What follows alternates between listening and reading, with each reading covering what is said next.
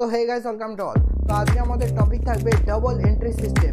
এখানে এই টপিক কভারের মাধ্যমে আমরা অ্যাকাউন্টিংয়ের কিন্তু কোর কনসেপ্টটা কিন্তু দারুণভাবে কিন্তু শিখে যাবো। বেসিক ওয়েতে তোমরা কিন্তু জার্নাল থেকে কিন্তু তোমাদের যাত্রাটা শুরু করে থাকলেও কিন্তু এই ডাবল এন্ট্রি সিস্টেম যেটার উপর ভিত্তি করে কিন্তু অ্যাকচুয়ালি আমরা অ্যাকাউন্টিংয়ের ইমারতটা কিন্তু তৈরি করে থাকি। তো এটাকে যতটা অবহেলা করবে পরবর্তী ক্ষেত্রে কিন্তু অ্যাকাউন্ট আমাদের জন্য ততটাই বেদনাদায়ক হয়ে যাবে। ঠিক ডাবল এন্ট্রি সিস্টেমের কিন্তু প্রতি ক্ষেত্রে মানে অনেস্টলি বলতে অ্যাকাউন্টেন্সির কিন্তু গেম চেঞ্জিং একটা টপিক হয়ে থাকছে আজকের এই ক্লাসটা, যেটার মাধ্যমে আমরা ক্লিয়ার করে নেব যে অ্যাকাউন্টিংয়ের কীভাবে ডাবল এন্ট্রি সিস্টেম কাজ করছে, যেটার মাধ্যমে আমি গোল্ডেন রুলস, মডার্ন রুলস দারুণভাবে কিন্তু নিজেদের মধ্যে নিজেদের ডিএনএর মধ্যে কিন্তু একেবারে ঠিকঠাকভাবে কিন্তু ইনজেক্ট করে নেব। তো চলো বাকি কথা ক্লাসেই করা যায়। অ্যাকাউন্টিংয়ের প্রসেসটা ঠিক কীভাবে চলছে? অ্যাকাউন্টিংয়ের প্রসেসটা আমরা যদি মোটামুটি একটু চোখ বুলিয়ে নিই তাহলে অনেকটা কীরকম হচ্ছে। আমরা ফার্স্ট অফ অল আমরা সকল প্রকার ট্রানজাকশান থেকে সোর্স অফ ডকুমেন্টগুলোকে আইডেন্টিফাই করি। দেখো, সোর্স অফ ডকুমেন্ট বলতে এখানে কী বোঝানোর চেষ্টা করছি, প্রত্যেকটা ট্রানজাকশানের না কিছু না কিছু একটা এভিডেন্স থাকে। ধরে নাও তুমি ফ্লিপকার্ট থেকে একটা জিনিস পারচেস করেছো, দেখবে একটা ইনভয়েস আসবে না, যেটার উপর ভিত্তি করে তুমি পরে গিয়ে ওয়ারেন্টি ক্লেম করতে পারো, হ্যাঁ কি না বলো? সেমভাবে তুমি যদি কারোর থেকে কিছু অফলাইন মার্কেট থেকেও যদি কিছু পারচেস করে থাকো, তার থেকে তো কিছু একটা কাগজ নেবে না, মানে সাদা ভাষায় যেটা বলতে গেলে একটা কাগজ তো নেবে, যেটাকে ক্যাশ মেমো বলে, ইনভয়েস বলে, অথবা আমাদের অ্যাকাউন্টিংয়ের ভাষায় ডেবিট নোট, ক্রেডিট নোট, এই সকল জিনিসগুলো কিন্তু আমাদের একটা সোর্স অফ ডকুমেন্ট হয়ে থাকছে, আমাদের ট্রানজাকশনেরই কিন্তু একটা এভিডেন্স হয়ে থাকছে। সেখান থেকে আমরা কি করি, ফাইন্যান্সিয়াল ট্রানজাকশনগুলোকে আইডেন্টিফাই করি। কি করি? ফাইন্যান্সিয়াল ট্রানজাকশনগুলোকে আইডেন্টিফাই করি। তারপর আমরা আমাদের অ্যাকাউন্টিংয়ের জার্নিটা স্টার্ট করি। ওকে, সবার ফার্স্টে কী করি, ট্রানজাকশানগুলোকে আইডেন্টিফাই করি, তারপর সেগুলোকে রেকর্ডিং করি, লেজারে নিয়ে যাই, তারপর পোস্টিং করি, ব্যালেন্সিং করি, ট্রায়াল ব্যালেন্স প্রিপেয়ার করি, তারপর কিছু অ্যাডজাস্টমেন্টের সাহায্যে আমরা ফাইনাল অ্যাকাউন্টটা প্রিপেয়ার করি, হ্যাঁ কি না বলো? আর ফাইনাল অ্যাকাউন্ট আমাদের এন্ড অফ দ্য ডে কী দিচ্ছে, কোম্পানিতে গ্রস প্রফিট হচ্ছে না নেট প্রফিট হচ্ছে, অথবা আমাদের ব্যালেন্স শিটটাও কিন্তু একই সাথে আমাদের অ্যাসেটস এবং লায়াবিলিটি এই দুটো জিনিসটাই কিন্তু আমাদের চোখের সামনে এনে দিতে সাহায্য করছে। এবার এই গল্পটা তো আমি পরে আসছি যে অ্যাকাউন্টিং এই জিনিসগুলো কীভাবে করছে, কিন্তু আমার মেন জিনিসটা কিন্তু আজকের এই জায়গায় থাকবে যে কীভাবে আমরা অ্যাকাউন্টিংয়ের প্রসেসে একটা অ্যাকাউন্টকে ডেবিট করছি আর একটা অ্যাকাউন্টকে ক্রেডিট করছি। আরে তার তো পিছনে একটা লজিক তো আছে। আমি যদি করে থাকি, ধরে নাও আমি একটা পারচেস করেছি, গুডস পারচেস করলে নর্মালি কী হচ্ছে, purchase account debit two cash. যদি ক্যাশে পারচেস করে থাকি তাহলে কোন লজিকে আমি পারচেস অ্যাকাউন্টকে এখানে ডেবিট করছি আর এখানে ক্যাশ অ্যাকাউন্টকে ক্রেডিট করছি? সাপোজ ধরে নাও আমি একটা ল্যান্ড পারচেস করেছি, তাহলে land account debit two cash, তাহলে কোন লজিকে আমি ল্যান্ডটাকে ডেবিট করছি আর ক্যাশটাকে ক্রেডিট করছি? এই যে একটা লজিক তো পিছনে থাকবে, একটা সিস্টেম তো থাকবে, যেটার ভিত্তিতে আমি কোনো অ্যাকাউন্টকে ডেবিট করছি আর কোনো অ্যাকাউন্টকে ক্রেডিট করছি, হ্যাঁ কি না বলো? এটার পিছনে তো একটা বেসিক কোনো ফান্ডামেন্টাল রুল তো কাজ করছে। তো সেই জায়গাতেই কিন্তু আজকে আমরা ভালো মতনভাবে দৃষ্টি ফেলবো। ক্লিয়ার? তো কিভাবে আমাদের একটা ট্রানজাকশান থেকে আমরা ডেবিট এবং ক্রেডিট এই দুটো জিনিসকে আইডেন্টিফাই করে থাকি। ফার্স্ট অফ অল একটা ফাইন্যান্সিয়াল ট্রানজাকশান তো দেখি, তার মধ্যে দুটো অ্যাকাউন্ট লুকিয়ে থাকে। এবার সেখান থেকে একটা অ্যাকাউন্টকে ডেবিট করছি এবং একটা অ্যাকাউন্টকে ক্রেডিট করছি, তাহলে প্রত্যেকটা ট্রানজাকশানেরই কিন্তু দুটো দিক থাকে, একটা ডেবিট সাইড, একটা ক্রেডিট সাইড। এবার কিভাবে কোন লজিকে একটা ডেবিট হচ্ছে আর কোন অ্যাকাউন্টটা ক্রেডিট হচ্ছে, সেটাই কিন্তু আজকের এই ভিডিওর মাধ্যমে কিন্তু আমরা ক্রিস্টাল ক্লিয়ার হয়ে যাব। ওকে, মাথায় ঢুকেছে? তাহলে কিন্তু ভিডিওটা কিন্তু একদম স্কিপ করা যাবে না। সত্যি কথা বলতে ভিত আজকে কিন্তু তৈরি করে দিচ্ছি, পরে গিয়ে কিন্তু অ্যাকাউন্টিংয়ের জার্নিটা দারুণ স্মুথ হয়ে যাবে। তো আজকের ভিডিওটা কিন্তু নিজেদের মধ্যে দারুণভাবে কিন্তু একেবারে গুলে খেতে হবে কিন্তু এই জিনিসগুলোকে, রিয়েলি বলতে। ওকে, চলো তাহলে এই যে আমি বললাম একটা ট্রানজাকশানকে আমি একটা ডেবিট সাইডে এবং ক্রেডিট সাইডে ফেলছি, তার জন্য আমাকে একটা বেসিক একটা অ্যাকাউন্টিংয়ের রুলস ফলো করতে হবে। তো সেখানেই কিন্তু আমাদের এন্ট্রি নিচ্ছে আমাদের ডাবল এন্ট্রি সিস্টেম। তো ডাবল এন্ট্রি সিস্টেম বলছে যে প্রত্যেকটা ট্রানজাকশানেরই কিন্তু দুটো দিক থাকে, একটা ডেবিট সাইড থাকবে, একটা ক্রেডিট সাইড থাকবে। তাহলে আমার সাথে এখানে রিপিট করো, তাহলে বলো যে দুটো দিক থাকবে ডাবল এন্ট্রি সিস্টেমে। কিসের? না ট্রানজাকশানে। এখানে কি বলছে, according to double entry system every transaction, মানে প্রত্যেকটা transaction has a two fold aspect, মানে দুটো দিক থাকবে, একটা ডেবিট সাইড, একটা credit side, and both aspect are to be recorded in the books of account. আর দুটো দিকতেই কিন্তু আমাদের অ্যাকাউন্টিংয়ে রেকর্ড করতে হবে। তাহলে ডাবল এন্ট্রি সিস্টেম আমাদের কি বলেছে, প্রত্যেকটা ট্রানজাকশানেরই দুটো ফোল্ড অফ অ্যাসপেক্ট আছে, দুটো দিক আছে, যেটা ডেবিট সাইড একটা ক্রেডিট সাইড, আর দুটো দিককেই কিন্তু আমাদের ইকুয়ালি ইম্পর্টেন্স দিয়ে কিন্তু রেকর্ড করতে হবে। এবার আমার কথায় আসবে যে কে এই ডাবল এন্ট্রি সিস্টেমটা আমাদেরকে এনে দিয়েছে। একে বলতে পারো আমাদের কিন্তু অ্যাকাউন্টিং এর ভাষায় কিন্তু একে ফাদার অফ অ্যাকাউন্টেন্সিও বলা হয়ে থাকে। তো ইনি কিন্তু ফার্স্ট আমাদের ডবল এন্ট্রি সিস্টেমটাকে পরিচয় করিয়ে দিয়েছে। এনার নাম হলো লুকা প্যাসিওলি। কথা থাকবে তো, এখান থেকে শর্ট কোশ্চেন আসতে পারে যে ফাদার অফ অ্যাকাউন্টিং বা অ্যাকাউন্টেন্সি কাকে বলা হয়ে থাকে। এখানে কিন্তু লুকা প্যাসিওলি, ইনি কিন্তু ফার্স্ট ডবল এন্ট্রি সিস্টেমটা কিন্তু আমাদের ইন্ট্রোডিউস করিয়েছে, স্রষ্টা বলতে পারে। এই লুকা প্যাসিওর হাত ধরেই কিন্তু আমরা ডবল এন্ট্রি সিস্টেমটাকে কিন্তু জানতে পেরেছি। তো এবার পরিচয় করিয়ে দিচ্ছি আমাদের দুটো অ্যাপ্রোচের সাথে। একটাকে বলা হচ্ছে ট্রেডিশনাল অ্যাপ্রোচ, আর একটাকে বলা হচ্ছে মডার্ন অ্যাপ্রোচ। ওকে, তো ট্রেডিশনাল অ্যাপ্রোচকে কিন্তু আমরা গোল্ডেন রুলস হিসেবে চিনে থাকি। আমাদের মধ্যে অনেকেই এখনো বুঝতে পারছি যে ও হো গোল্ডেন রুল, ও হো, তো শেখা আছে। হ্যাঁ হ্যাঁ, যারা শিখেছো তাদের জন্য তো ভালো, তারা আরও একবার রিক্যাপ করে নিতে পারো। আর যারা জানো না তারা বারবার করে বলছি, এটার কিন্তু হাত ছাড়া যাবে না। দারুণ ইম্পর্টেন্ট একটা ভিত মজবুত করে দেওয়ার মতন কিন্তু টপিক আজকে আমি তোমাদের সামনে নিয়ে এসেছি। তো এটাকে কিন্তু ভালো মতনভাবে নিজেদের মধ্যে কিন্তু নিয়ে নিতে হবে। ক্লিয়ার হয়েছে? তারপর কি আছে, মডার্ন ক্লাসিফিকেশন, অথবা এটাকে বলা থাকে আমেরিকান অ্যাপ্রোচ। তো এই দুটো জিনিস আমাদের, এই দুটো অ্যাপ্রোচ আমাদের কি করতে সাহায্য করছে? আমাদের সাহায্য করছে যে একটা ট্রানজ্যাকশন থেকে কোন অ্যাকাউন্ট ডেবিট হবে, কোন অ্যাকাউন্ট ক্রেডিট হবে, একটা রুলস প্রোভাইড করছে।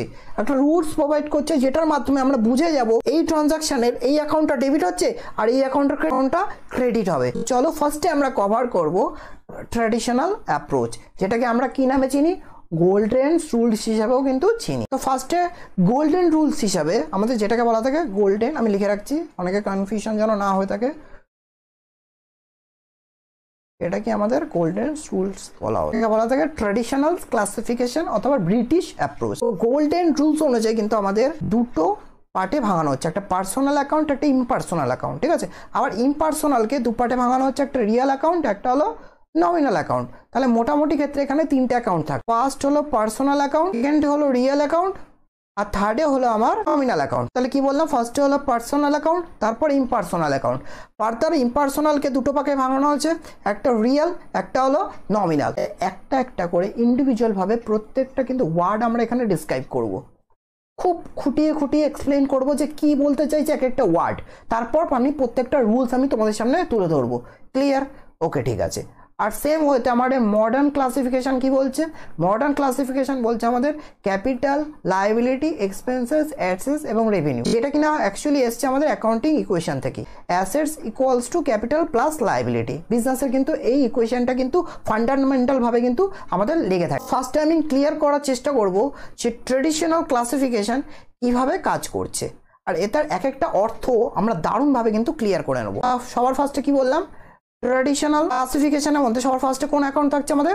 Personal account. কি থাকছে বলো? Personal account. ফার্স্টে কে টাচ করছি? পার্সোনাল। এবার বিজনেস তো একটা ব্যক্তিকে নিয়েই তো হয়ে থাকে। আমরা তো অ্যাকচুয়ালি ধরো না কাস্টমারকে জিনিসটা বিক্রি করছি অথবা কোনো সাপ্লায়ার থেকে পণ্য কিনছি, তাহলে এখানে আমরা বিজনেস তো পার্সোনালের মধ্যেই তো অ্যাকচুয়ালি বিজনেসটা সিস্টেমটা কাজ করে না। তা সেখানে আমি কোনো ব্যক্তির সাথে যখন ট্রানজাকশন করে থাকি, ধরুন আমি রামকে গুডস বিক্রি করেছি ক্রেডিট, রামের নামটা আমি আমার বুকসে রেকর্ড করে রাখবো, কারণ ইন ফিউচার রামের থেকে টাকা পাওয়ার আছে। সেমভাবে ধরে নাও আমার শ্যামলের থেকে আমি গুডস পারচেস করেছি, তা আমি ইন ফিউচারে আমি শ্যামলকে পেমেন্ট করব। তাহলে এই যে আমি কোনো ব্যক্তিকে আমি আমার বুকসে রেকর্ড করছি তাকেই বলা থাকে কি? Personal account. ক্লিয়ার? তাহলে পার্সোনাল অ্যাকাউন্ট কাকে রিলেট করছে? The account which is relate to the name of the person. ঠিক আছে, কোনো ব্যক্তির নাম। Such person can be natural হতে পারে, আর্টিফিশিয়াল হতে পারে, ন্যাচারাল পার্সন হতে পারে, এখানে আর্টিফিশিয়াল পার্সনও হতে পারে।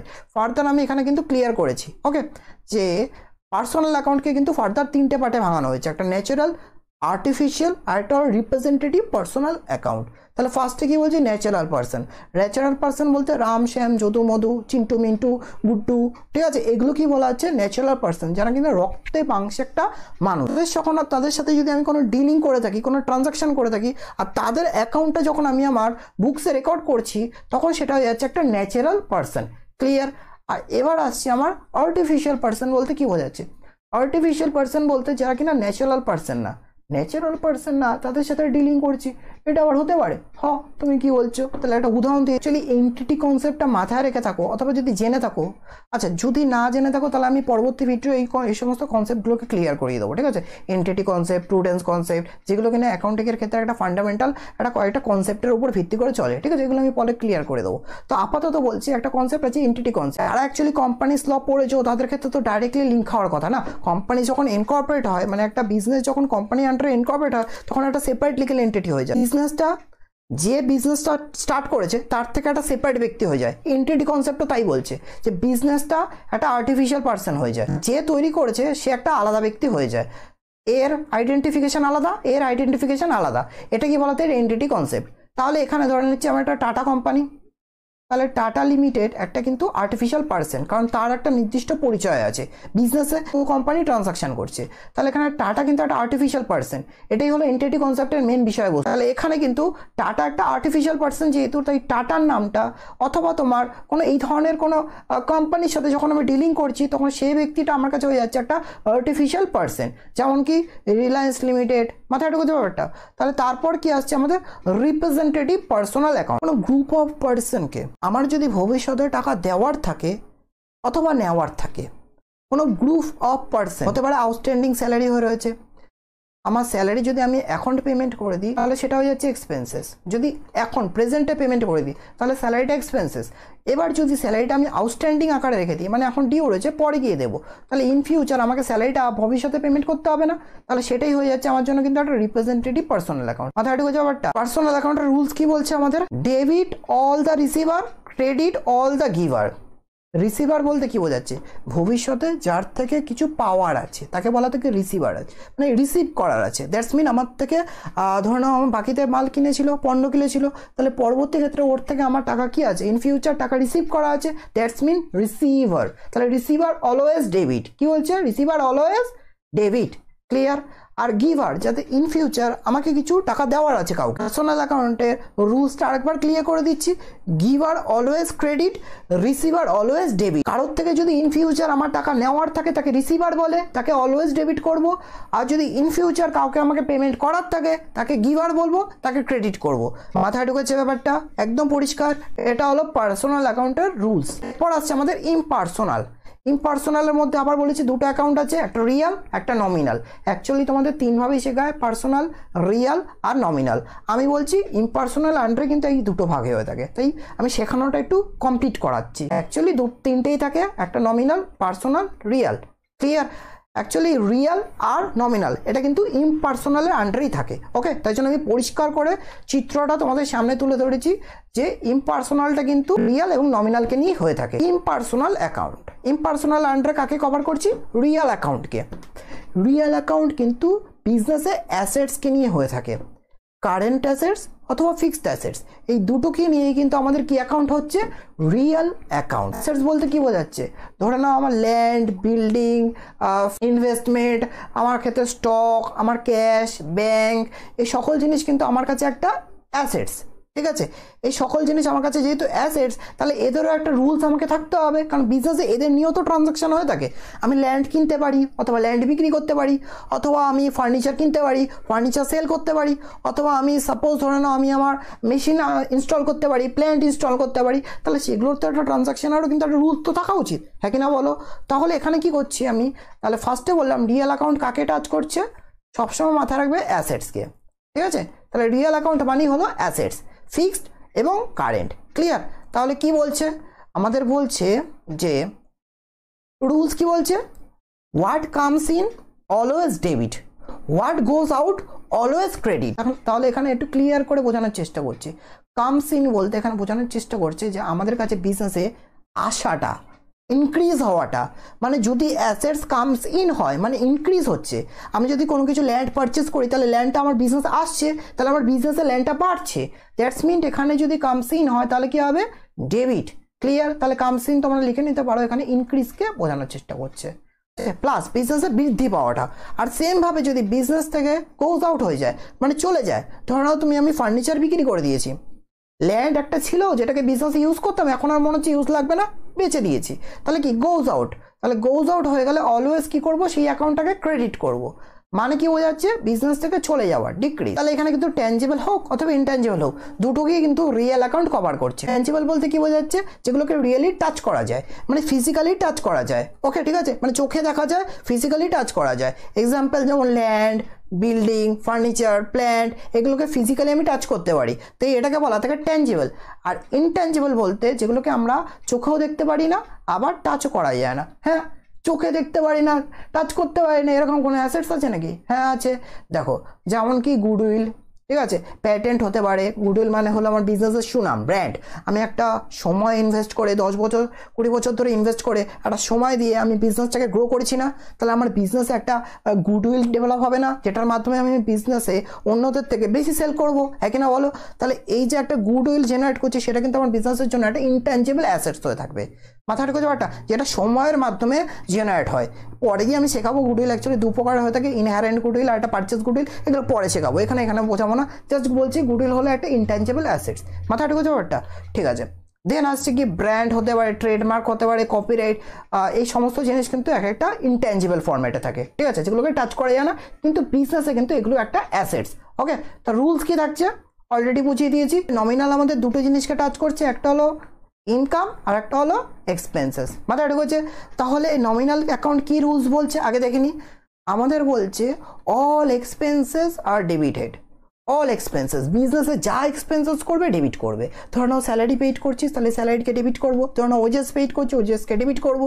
পেইড মানে কি এক্সপেন্সেস, আমি আমার বিজনেসে স্টাফদের স্যালারি দিচ্ছি, লেবারদের ওয়েজেস দিচ্ছি, পারচেস করছি। কি পারচেস? Goods purchase. মাথায় রাখবে তো, ল্যান্ড, ফার্নিচার এই ধরনের জিনিস পারচেস করলে কিন্তু রিয়েল অ্যাকাউন্ট, গুডস পারচেস করলে কিন্তু সেটা এক্সপেন্সেস। মাথায় রাখবে, কথা দিলে, ঠিক আছে? ওকে, তাহলে আমি যদি আমার বিজনেসে কোনো ধরনের এক্সপেন্সেস করে থাকি, তাহলে সেগুলো কিন্তু আমাদের এক্সপেন্সেসকে নমিনাল অ্যাকাউন্টে টাচ করবে, আর সেটা কি হবে? Debit. Expenses and losses always debit, আর ঠিক উল্টো ইনকাম এবং গেইন অলওয়েজ ক্রেডিট। তাহলে এখানে আমি পুরো জিনিসটা যা শিখলাম পুরো এক নিমিষে একটা রিক্যাপ করে নেবো, ঠিক আছে? তাহলে পার্সোনাল অ্যাকাউন্ট কি বলেছে? পার্সোনাল অ্যাকাউন্ট রুলস আছে, রিসিভার অলওয়েজ ডেবিটেড আর giver always credited. Okay, real account কি বলছে? What's comes in always debited, what goes out always credited. Nominal account কি বলছে? Expenses and loss always debited, income and gain always credited. সেটাই আমি এতক্ষণ ধরে বোঝালাম, আর আমি একটা পুরো জিনিসে একটা টেবিলের মাধ্যমে সেটাকে বুঝিয়ে দিয়েছি। আশা করছি আমি খুব ডিটেলে বোঝাতে পেরেছি, তোমাদের মগজস্থ হয়েছে ব্যাপারটা, ঠিক আছে? তো এতক্ষণ ধরে আমি যেটা ডিসকাশন করলাম সেটা কাকে নিয়ে করলাম? আমাদের খুব কাছের একটা কনসেপ্ট, যেটাকে বলা থাকে আমাদের গোল্ডেন রুলস। ক্লিয়ার? যেটাকে আমরা ট্রেডিশনাল অ্যাপ্রোচ হিসেবেও কিন্তু চিনে থাকি, অথবা ব্রিটিশ অ্যাপ্রোচও বলা হয়ে থাকে। তো এখন আমরা কাকে টাচ করব? মডার্ন ক্লাসিফিকেশন, যেটাকে আমেরিকান অ্যাপ্রোচ হিসেবেও চিনে থাকি, যেটা কিনা অ্যাকচুয়ালি অ্যাকাউন্টিং ইকুয়েশন অ্যাপ্রোচ নামেও কিন্তু আমাদের অনেক সময় এসে থাকে, ঠিক আছে? তো তিনটার মানে কিন্তু এক। ওকে, তো সেখানে কি বলেছে? সেখানে বলেছে আমাদের একটা হলো ক্যাপিটাল, একটা হলো লায়াবিলিটি, একটা হলো এক্সপেন্সেস, একটা হলো অ্যাসেটস, একটা হলো রেভিনিউ। বিজনেসে যাই ট্রানজাকশান এসে থাকুক না কেন, এর মধ্যেই কিন্তু আমাদের পড়ে যাবে। এক নয় সেটা ক্যাপিটাল টাচ করবে, এক নয় লায়াবিলিটি, নাই এক্সপেন্সেস, নাই অ্যাসেটস, নাই রেভিনিউ। সেমভাবে কিন্তু বিজনেসে যাই ট্রানজাকশান আসুক, আমাদের গোল্ডেন রুল অনুযায়ী কিন্তু এই তিনটে অ্যাকাউন্টের মধ্যেই ফল করে যাবে। তাই আমি বলছি দুটোর মধ্যে যে কোনো একটা রুলসকে তোমরা ভালো মতনভাবে প্র্যাকটিস করো, আর বোঝার চেষ্টা করো যে অ্যাকচুয়ালি আমাদের রুলসটা কী বলার চেষ্টা করছে, কীভাবে একটা ট্রানজাকশান থেকে দুটো অ্যাকাউন্টকে আইডেন্টিফাই করে একটাকে ডেবিট করছে একটাকে ক্রেডিট করছে, তার পিছনে কোন লজিকটা এই আমাদের রুলসটা দেওয়ার চেষ্টা করছে, সেটাকে কিন্তু আমাদের ভালো মতনভাবে বুঝতে হবে। তাহলে রাস্তা একই থাকবে, কিন্তু দুজন দুই রকমভাবে গাইড করেছে। ক্লিয়ার? কিন্তু উত্তর কিন্তু অ্যান্সার কিন্তু একই থাকবে। তাহলে ফার্স্টে গিয়ে আছে অ্যাসেটস। দেখো বিজনেসে অ্যাসেটস কিন্তু একটা ইম্পর্টেন্ট রোল প্লে করে থাকে, যেমন ল্যান্ড, বিল্ডিং, ফার্নিচার, মেশিনারি। আমি যদি কোনো জিনিস প্রডিউস করি তো আমাকে মেশিনারি নিতে হবে, আমার অফিসে ফার্নিচার লাগবে, আমার একটা ল্যান্ড লাগতে পারে, অথবা আমি একটা ফ্যাক্টরি নিতে পারি। এই সমস্ত জিনিস কিন্তু আমার কাছে একটা অ্যাসেটস। ক্লিয়ার? ক্যাশ, ব্যাংক, এগুলো সমস্ত কিন্তু কারেন্ট অ্যাসেটস। কারেন্ট হোক ফিক্সড হোক, দুটোই কিন্তু এখানে অ্যাসেটসকে কভার করেছে। ক্লিয়ার? তাহলে সেইগুলো কিন্তু একটা বিজনেসে কিন্তু একটা গুরুত্বপূর্ণ পার্ট। ওকে, সেমভাবে কি আছে এক্সপেন্সেস। এক্সপেন্সেস কি বলছে? আমরা ডেইলি বিজনেসের অপারেশনটা চালাতে গেলে আমাকে কি করতে হবে? আমাকে এক্সপেন্সেস করতে হবে, আমাকে র মেটেরিয়াল পারচেস করতে হবে, আমাকে লেবারকে পে করতে হবে, আমাকে স্যালারি দিতে হবে, আমাকে রেন্ট দিতে হবে। মানে মেন কথা যেগুলো রেকারিং বেসিসে প্রতি মাসে মাসে আমাকে কিছু না কিছু একটা এক্সপেন্সেস করতে হবে আমার ডেইলি অপারেশনটাকে চালানোর জন্য। তা সেগুলোকেই বলা হচ্ছে আমার এক্সপেন্সেস। যেমন ওয়েজেস পে করা, রেন্ট পে করা, স্যালারি পেইড করা, ক্যারেজ আউটওয়ার্ড পে করা, ক্যারেজ ইনওয়ার্ড পে করা, ইন্স্যুরেন্স পে করা, এই সকল ধরনের এক্সপেন্সেসগুলো এখানে কভার করছে। দেন আছে ড্রয়িংস। ড্রয়িংস একটা ইম্পর্টেন্ট জিনিস, ঠিক আছে? এখানে তোমাদের একটুখানি আমি ক্লিয়ার করিয়ে দেবো, যাতে পরবর্তী ক্ষেত্রে ড্রয়িংস নিয়ে কোনো সন্দেহ বা কোনো কনফিউশন না থাকে। যেমন কি ড্রয়িংস বলতে কি বোঝাচ্ছে, এক কথায় ক্লিয়ার করে দিচ্ছি। বিজনেস থেকে যদি আমি নিজের পার্সোনাল পারপাসে, নিজের পার্সোনাল, বিজনেসের জন্য না, পার্সোনাল পারপাসে আমি যদি বিজনেস থেকে কোনো গুডস অথবা ক্যাশ এই জিনিসগুলো যদি উইথড্র করে নিই, তুলে নিই, তখন সেটাকে বলা থাকে ড্রয়িংস। ক্লিয়ার? তাহলে আরও একবার বলছি, বিজনেস থেকে যদি আমি নিজের পারপাসে, পার্সোনাল পারপাস, এই কথাটা অনেক সময় ঘুরিয়ে বলতে পারে হাউস হোল্ড অথবা ডোমেস্টিক, তিনটের মানেই এক। নিজের জন্য যদি বিজনেস থেকে কোনো অর্থ অথবা গুডস তুলে নিই, তখন সেটাকে বলা হচ্ছে ড্রয়িংস। ক্লিয়ার? ওকে, তাহলে এখানে দুটো জিনিস তুলতে পারি, এক ক্যাশ অথবা গুডস, মাথায় ঢুকেছে ব্যাপারটা? আর কোন পারপাসে? নিজের, পার্সোনাল, অথবা এটাকে বলা থাকে ডোমেস্টিক অথবা হাউস হোল্ড। তাহলে এখানে লাইবিলিটি বলতে কি বোঝাচ্ছে? বিজনেসে অ্যাসেটস, এক্সপেন্সেস, ড্রয়িংয়ের সাথে সাথে কিন্তু লাইবিলিটিও থাকে। লাইবিলিটি বলতে বোঝাচ্ছে আমাদের দায়। কি বোঝাচ্ছে? বাংলা অর্থে দায়। ঠিক আছে? ধরে নাও আমি বিজনেস করতে গেলে আমার অর্থের দরকার, সবসময় যে নিজের পকেট থেকেই দেবো তার তো কোনো কথা নেই না। হতে পারে আমার এতগুলো টাকা একসাথে বের করতে ইচ্ছা নেই বা আমার হয়তো নেই, তাহলে আমি কি নেবো? ব্যাংক থেকে লোন নেবো, হ্যাঁ কি না বলো? তাহলে আমি যে লোনটা নিচ্ছি তাহলে কি ইন ফিউচার আমাকে ব্যাংকে লোনটা পেমেন্ট করে দিতে হবে। তাহলে আজকের দিনে দাঁড়িয়ে আমার কাছে লোনটা কি একটা লাইবিলিটি না? হ্যাঁ কি না বলো? সেমভাবে আমি যদি কারোর থেকে ক্রেডিটে পারচেস করে থাকি, তাহলে ব্যক্তিকে ইন ফিউচার আমাকে টাকাটা পেমেন্ট করতে হবে না, তাহলে ক্রেডিটার আমার কাছে কি একটা লাইবিলিটি না? হ্যাঁ কি না বলো? তাই তো? সেমভাবে বিলস পেয়েবেল আমার কাছে একটা কি লাইবিলিটি না? এই সকল জিনিসগুলো কিন্তু আমাদের বিজনেসের ক্ষেত্রে কিন্তু একটা ইম্পর্টেন্ট পার্ট হয়ে থাকে। মানে লাইবিলিটি বলতে কি বোঝা যাচ্ছে? ইন ফিউচার যেটাকে আমাকে ভবিষ্যতে পে করতে হবে, এটা আজকের দিনে দাঁড়িয়ে আমার বিজনেসের জন্য কিন্তু একটা লাইবিলিটি, একটা বার্ডেন। এরপর কি বলছে? রেভিনিউ। রেভিনিউ বলতে কি বোঝা যাচ্ছে? ইনকামকে বোঝাচ্ছে। ঠিক আছে? বিজনেস যেখান থেকে আর্ন করে থাকে, সেলসটা হলো মেন সোর্স অফ রেভিনিউ। তা সত্ত্বেও কিন্তু আরো কিছু ইনকাম হয়ে থাকে, আদার্স ইনকাম বলা হয়ে থাকে। তাহলে মেন ইনকাম কিন্তু রেভিনিউ ফ্রম অপারেশন থেকে আসে, যেটাকে সেলস বলে। এছাড়াও কিছু আদার ইনকাম থাকে, যেমন কমিশন রিসিভ করছে, ব্যাংকে কিছু টাকা রেখেছিল সেখান থেকে ইন্টারেস্ট পাচ্ছে, সকল জিনিসগুলোকে কিন্তু আমাদের আদার্স ইনকামের মধ্যে পড়ছে। বিজনেসের মেন ইনকাম কোথা থেকে আসছে? সেলস। আর এই দুটোকে নিয়েই কিন্তু আমাদের কি হচ্ছে?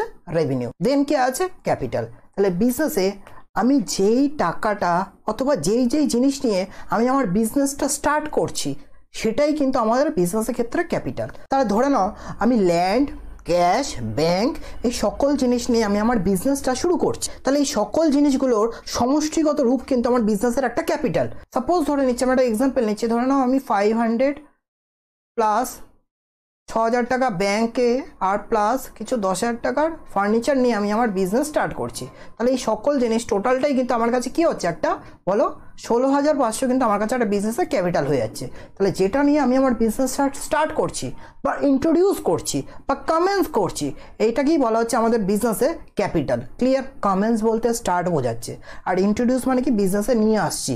ক্লিয়ার? তাহলে যে সকল জিনিস আমরা প্রোপাইটার মানে কি মালিক, ঠিক আছে, আমি নিজেকে বলছি প্রোপাইটার, আমি প্রোপাইটার হিসেবে আমি আমার বিজনেসে নিয়ে আসছি, ইনভেস্ট করছি, সেই সকল জিনিসগুলোই কি হচ্ছে? আমাদের বিজনেসের ক্ষেত্রে ক্যাপিটাল হিসেবে রূপ নিচ্ছে। মাথায় ঢুকেছে ব্যাপারটা? তাহলে আমি ইন্ডিভিজুয়ালভাবে প্রত্যেকটা ওয়ার্ড বাই ওয়ার্ড তোমাদের সামনে তুলে ধরেছি এবং অর্থগুলোও ক্লিয়ার করেছি যে প্রত্যেকটা রোল কি থাকছে। এবার আমি বলবো যে গোল্ডেন রুল তো বুঝে গেছে, কোনটা ডেবিট হবে কোনটা ক্রেডিট হবে। এবার মডার্ন রুল ঠিক কি বলছে সেটা দেখবো। দেখো, ডেবিট সাইড, ক্রেডিট সাইড,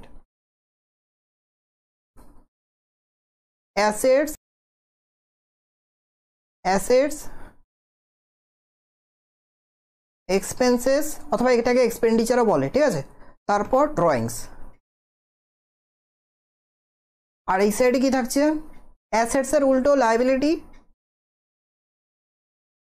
দেন এক্সপেন্সেস এর অপোজিট ইনকাম, আর দেন ড্রয়িংস এর উল্টো ক্যাপিটাল। ঠিক আছে?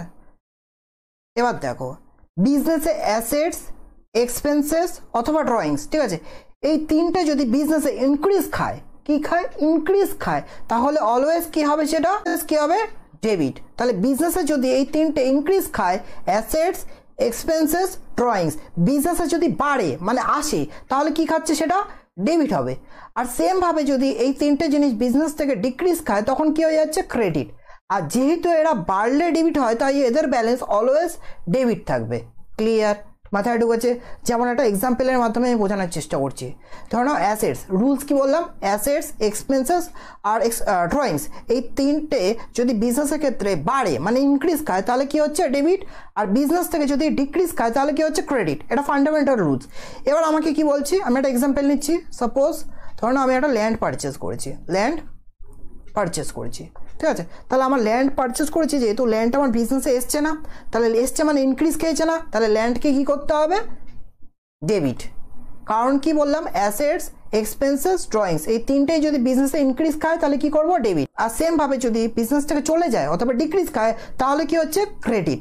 মাথায় ঢুকেছে ব্যাপারটা? ঠিক আছে, আমি এটার এক্সাম্পল নিচ্ছি। যেমন এক্সপেন্সেস যদি বাড়বে কিভাবে? স্যালারি পেইড করছি, তাহলে স্যালারি পেইড করলে কি হচ্ছে? আমার খরচা বাড়ছে, তাহলে স্যালারি অ্যাকাউন্ট কি হচ্ছে? ডেবিট। মাথায় ঢুকেছে? ঠিক আছে। আচ্ছা, দেন এই সাইডের রুলস কি বলছে? ঠিক এটার উল্টো এই সাইডের রুলস বলছে, যদি বিজনেসের লাইবিলিটি, ইনকাম এবং ক্যাপিটাল এই তিনটে যদি ইনক্রিজ খায় তাহলে অলওয়েজ ক্রেডিট, আর যদি বিজনেসে এই তিনটে জিনিস ডিক্রিজ খায় তখন কি হচ্ছে? ডেবিট। ঠিক অপোজিট রুলস, ঠিক আছে। আর এটাকে মনে করার জন্য আমি বলছি LIC মাথায় রাখবে, LIC। এখানে অ্যাসেটস, এক্সপেন্সেস, ড্রয়িংস, আর এই সাইডে LIC, L for liability, I for income, C for capital. Clear? ঠিক আছে, তাহলে একটা এক্সাম্পল নিচ্ছি। যেমন আমার লাইবিলিটির একটা এক্সাম্পল কি ছিল? Loan taken. তাহলে লোনটা আমার জন্য একটা লাইবিলিটি, তাহলে লোনটা নিয়েছি যেহেতু, তাহলে আমার লাইবিলিটি বেড়েছে না, আমার দায়টা বেড়েছে না, তাহলে কি হবে? লোনটা ক্রেডিট হয়ে যাবে, ক্রেডিট হচ্ছে। মাথায় ঢুকেছে ব্যাপারটা? সেম ভাবে ধরে নাও ইনকাম, ইনক্রিজ খেলে ক্রেডিট, ডিক্রিজ খেলে ডেবিট। তাহলে ইনকাম আমার করেছি, ধরে নাও কমিশন রিসিভ করেছি, তাহলে রিসিভ মানে কি? আমার ইনকাম হয়েছে, তাই না? তাহলে এখানে কমিশন কি হবে? ক্রেডিট। মাথায় ঢুকেছে ব্যাপারটা? ক্লিয়ার? এবার একটা আমি হালকার ওপর জিনিসটা ধারণা দিচ্ছি অ্যাকচুয়ালি কি করছে। ধরে নাও আমি কমিশন রিসিভ করেছি অফ ₹10,000, ঠিক আছে, ইন ক্যাশ। তাহলে ক্যাশে আমি কমিশন রিসিভ করেছি, তাহলে কমিশন রিসিভটা একটা ইনকাম। তাহলে ইনকাম বাড়লে কি হচ্ছে? ইনকাম বাড়লে আমাদের কি হচ্ছে বলো? ক্রেডিট, তাই তো। আর সেমভাবে আমি কি করেছে? আমার ক্যাশ এসছে, ইনকামের নামে আমার ক্যাশটা এখানে কি হয়েছে? এসছে না, তাই তো। ইনকামের নামটা কি? কমিশন। কমিশনের মাধ্যমে আমি আমার বিজনেসে কি আর্ন করেছি? ক্যাশ এসছে, তাহলে ক্যাশটা কি একটা অ্যাসেটস না? অ্যাসেটস বাড়লে কি হয়? ডেবিট। তাহলে আমাদের জার্নালটা কি হচ্ছে? Cash account debit two commission. মাথায় ঢুকেছে ব্যাপারটা? এইভাবেই কিন্তু আমাদের গোল্ডেন রুলস কাজ করছে, অথবা মডার্ন রুলস কিন্তু এইভাবেই আমাদের হেল্প করে থাকছে। এটা জাস্ট একটা ডেমো দিলাম। আমি জার্নালে পুরো জিনিসটা ডিসকাশন করব কি করে একটা ট্রানজাকশন থেকে একটা জার্নালাইজ করতে হয়। ক্লিয়ার? কীভাবে একটা জার্নাল এন্ট্রিতে কনভার্ট করতে হয়, এই বিষয়গুলো আমি জার্নালে কভার করব। কিন্তু আমি জার্নালে যাওয়ার আগে আমি মনে করে থাকবো তোমরা এইগুলো দারুণভাবে জানো, এবং গোল্ডেন রুলস এবং মডার্ন রুলস কী বলছে সেটা আসলে তোমাদের মধ্যে যেন জানা থাকে আমি জার্নালে যাওয়ার আগে। ক্লিয়ার? তাই জন্য আমি এই কনসেপ্টটা তোমাদেরকে জার্নালের আগেই ক্লিয়ার করে দিয়েছি। বোঝা গেল ব্যাপারটা? এরপর আমি কি করব? একটা ট্রানজাকশন থেকে জার্নাল এন্ট্রি করার চেষ্টা করব 3টে স্টেপের মাধ্যমে। একদম ইজি থাকবে, দারুণ ইন্টারেস্টিংভাবে কিন্তু আমি জার্নাল তোমাদের সামনে তুলে ধরবো। আর আশা করছি এই চ্যানেলটা তোমাদের দারুণভাবে একটা হেল্প প্রোভাইড করবে, আর কনসিস্টেন্টভাবে কিন্তু দারুণ দারুণ টপিক কিন্তু আস্তে আস্তে কিন্তু কভার হবে। তো তোমরা সাথে থাকতে ভুলবে না। আর বিকম হোক বা 11-12 হোক অথবা CA ফাউন্ডেশন, ঠিক আছে, তোমাদের জন্য কিন্তু এই চ্যানেলটা দারুণ দারুণ কিন্তু ভিডিও আনতে চলেছে। তো কিপ ওয়াচিং এবং সাথে থাকতে হবে, আর চ্যানেলটাকে সাবস্ক্রাইব করতে হবে। চলো।